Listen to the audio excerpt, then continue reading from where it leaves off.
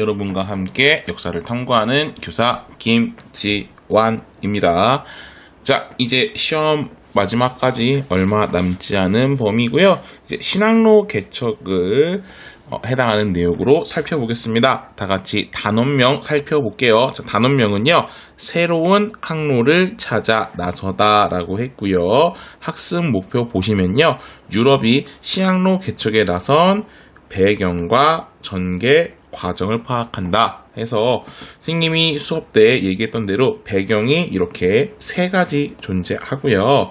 그 다음에 전개 과정에서는 포르투갈과 에스파냐의 탐험가들, 여기 밑에 있죠.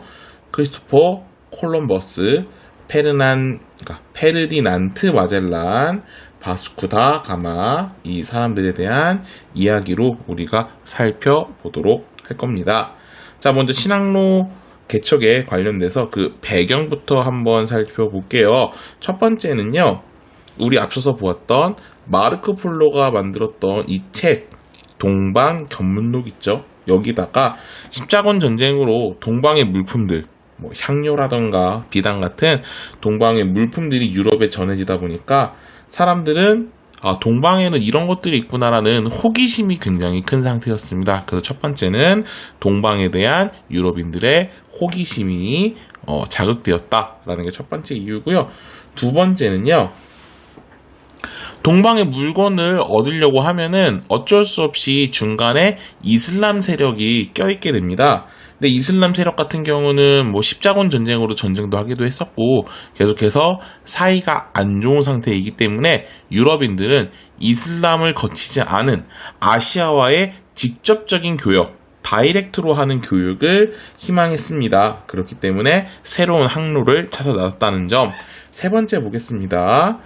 지리학, 천문학, 선박기술, 그리고 나침반과 같은 과학기술이 발달되다 보니까 이 기술을 바탕으로 더 먼 거리를 항해를 할 수가 있었겠죠. 총 3가지 배경 반드시 알아두셔야 합니다. 다시 한번 신학로 개척의 배경 3가지 반드시 알아두셔야 합니다. 전개 과정 볼게요. 여기 보면 포르투갈과 에스파냐 지역은 아시아를 거쳐서 오스만 제국 지나서 이렇게 유럽으로 오는 이 물건들에서 가장 끝에 위치합니다. 그러다 보니까 동방의 물건들을 얻기가 많이 힘들었고 구매하더라도 굉장히 비싼 값에 구매할 수밖에 없었던 겁니다. 그래서 이들은 생존을 위해서라도 신학로 개척에 더욱더 앞장설 수밖에 없었고요. 자, 에스파냐 같은 경우는 콜럼버스를 지원을 하였습니다. 여기 보면은 콜럼버스는 오늘날의 서인도 제도에 도착했고요. 본인은 인도라고 생각을 했지만 여기는 이제 인도까지는 아니었고요. 또 아메리카 대륙까지는 못 갔고 이쪽 중미라고 해야 될까요? 이쪽 서인도제라고 적혀있는 이 중미 지역을 이제 탐험했었습니다. 그 다음에 이제 마젤란 볼게요. 마젤란 같은 경우는 최초로 세계 일주를 했었고요. 바스코 다가마 같은 경우는요, 여기 아프리카를 거쳐서 여기 보면 희망봉 있죠? 이걸 돌아서 진짜 인도까지 갔던 그런 길들이 있는 거다라고 해서 각각의 탐험가들의 업적까지도 여러분이 알아주시면 좋을 것 같습니다.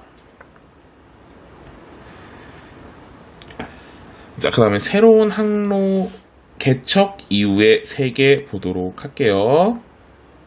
새로운 항로 개척 이후에는요, 이제 기존에는 우리 지중해였잖아요.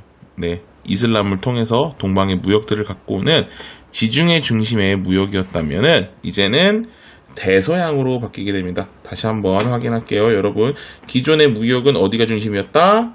지중해. 이제는 어디가 중심으로 된다?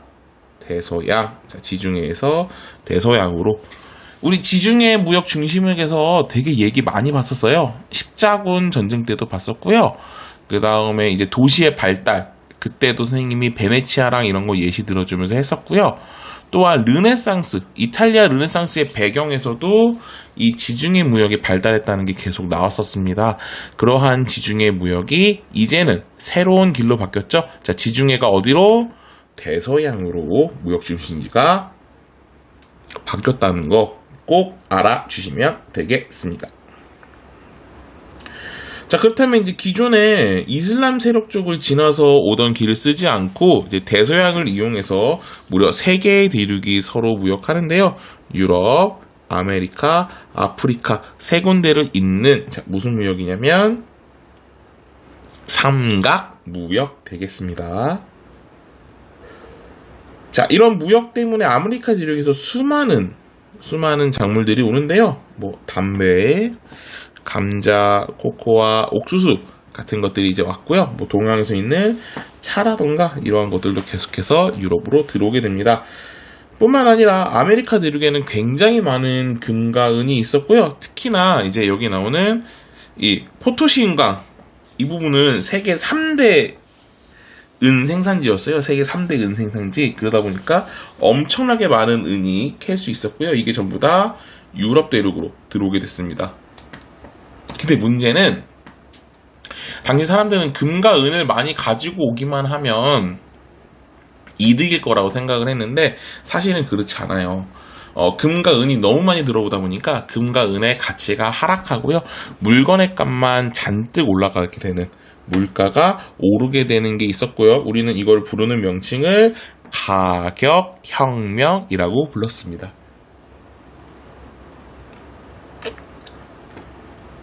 다시 볼게요. 가격혁명. 아메리카 대륙부터 수많은 금과 은이 오게 되면서 물가가 폭등한 형상, 우리는 이것을 가격혁명이라고 부른다고 했습니다. 자, 그렇게 해서 이제 유럽은 식민지도 굉장히 많고 이제 수많은 물자들을 이제 약탈해서 갖고 오게 되잖아요.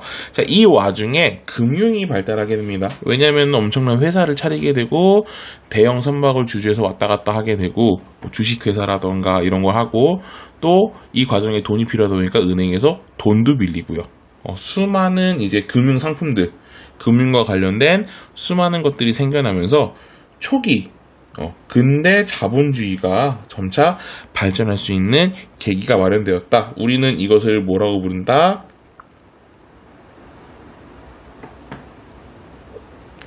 네, 상업혁명이라고 부른다.